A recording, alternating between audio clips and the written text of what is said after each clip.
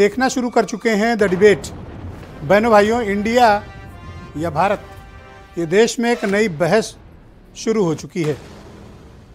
ऐसा प्रतीत होता है कि भारत की सरकार ये चाहती है कि इंडिया से नाम अब भारत कर दिया जाए। क्या ये संभव है? तकनीकी रूप से, संवैधानिक रूप से और कूटनीतिक रूप से भी, जिस पर चर्चा नहीं हो रही।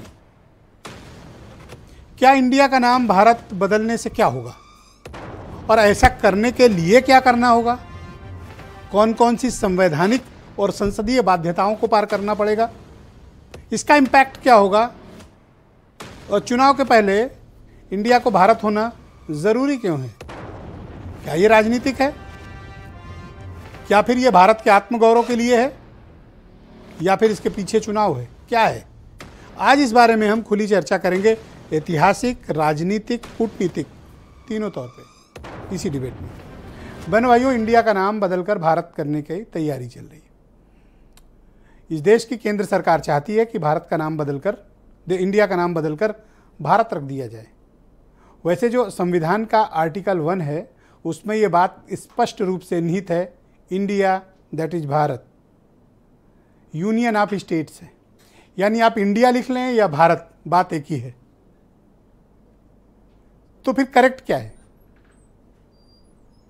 दरअसल देश का कोई एक आधिकारिक कोई ऐसा नाम तब मसला सामने आता है जब आप इसको डिप्लोमेटिक क्षेत्र में इसका इस्तेमाल हो। जैसे अगर आप बाहर जाते हैं, ऑफिशियल डेलीगेशन जाता है, तो उसका नाम होता है रिपब्लिक ऑफ इंडिया।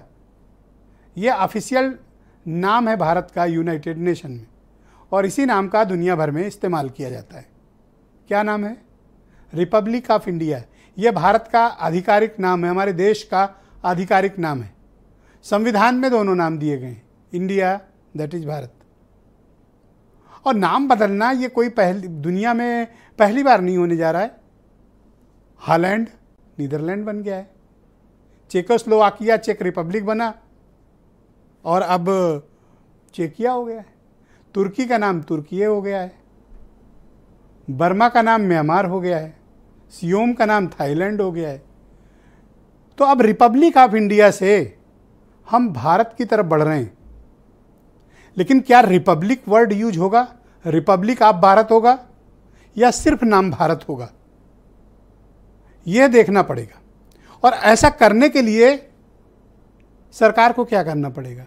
जब आप रिपब्लिक ऑफ इंडिया को रिप्लेस करेंगे भारत से, तो संसद के दोनों सदनों में सरकार को स्पेशल मैंडेट की जरूरत पड़ेगी। What is special mandate? मौजूदा सांसदों का 2/3, दोनों बाधाओं को पार करना पड़ेगा। फिर यह भी संभव है, कुछ संवैधानिक विशेषज्ञों का कहना है असेंबलियों से पास कराओ, लेकिन ऐसा लगता नहीं कि असेंबलियों की इसमें कोई ज़रूरत है। केंद्र सरकार इस पर खुद भी फैसला ले सकती है। लेकिन भारत नाम से क्या हासिल होगा? बहुत कुछ हासिल हो सकता है। हम तो वैसे भी भारत का समाचार हैं, भारत समाचार हैं। तो संविधान इजाज़त किस बात की देता है? संविधान दोनों नाम की इजाज़त देता है। इससे हासिल क्या होगा? बीजेपी यानी रूलिंग पार्टी ये मानती है, और उनके एसोसिएट्स मानते हैं, और उनकी मदर ऑर्गेनाइजेशन आरएसएस भी ये मानती है कि भारत शब्द उनको आत्मगौरव का बोध कराता है। भारत शब्द से उनको अपने देशवासियों के एक होने की भावना को जागृत कराता है। भारत एक उनकी भावना है। तो ये इंडिया क्या है फिर? इंडिया कहाँ से आया? कौन लोग ले आए इंडिया? इंडिया का तात्पर्य क्या है? और हम इतने सालों से इस शब्द का इस्तेमाल क्यों कर रहे हैं? और फिर जब इंडिया का नाम बदलेगा और भारत होगा, कहाँ कहाँ बदलेगा? यूनाइटेड नेशन में बदलेगा, दुनिया की सारी कमेटियों में नाम बदलेगा, और भारत में बदलाव बहुत बड़ा करना पड़ेगा। यहाँ अधिकांश चीज़ें इंडिया के नाम पर हैं। Parliament of India, supreme court of India, reserve bank of India, state bank of India, बहुत हैं। तो सबके नाम बदलने पड़ेंगे। नाम बदलने के तरीके क्या होंगे, समय कितना लगेगा, ये देखने वाली बात होगी। इसका राजनीतिक लाभ, इमोशंस, क्या लोगों के इमोशंस जगेंगे? हाँ, बिल्कुल जगेंगे। इस देश में आत्मगौरव एक बहुत बड़ा विषय है, और किसी भी देश के लिए बहुत बड़ा विषय होता है। हॉलैंड का नाम जब नीदरलैंड रखा गया, नीदरलैंड के लोगों ने जश्न मनाया। बर्मा का नाम जब म्यांमार रखा गया, वहां के लोगों ने भी इसे स्वीकार किया। लेकिन इसका राजनीतिक लाभ और नुकसान क्या है? क्या ये इंडिया अलायंस के चक्कर में नाम बदला जा रहा है? विपक्ष तो यही कह रहा है कि हमसे डर के बदल रहे हैं। ऐसा है?